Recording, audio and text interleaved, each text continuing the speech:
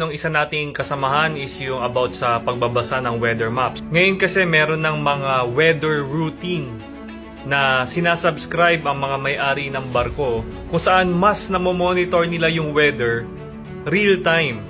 So, pwede ka mamili every second, every minute, every hour, every day, every week. Malalaman mo yung takbo ng bagyo.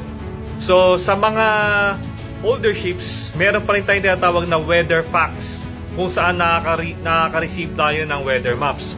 So, ano ba yung mga basic na dapat nating matutunan dyan?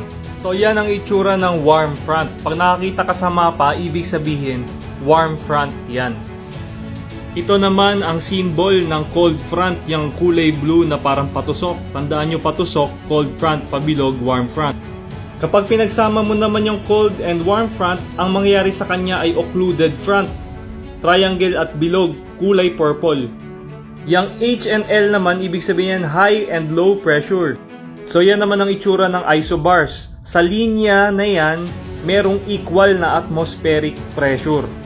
So ang normal atmospheric pressure ay 1.013.25 millibars. Ngayon kung tataas doon, high pressure system yon.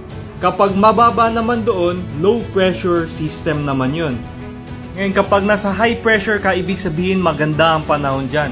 Kapag meron namang low pressure, ibig sabihin masama ang panahon. Kapag nag-meet ang warm front at cold front, merong malakas na hangin doon o maulan. So, iilan lang yan sa mga basic na dapat mong matutunan sa pagbabasa ng weather map.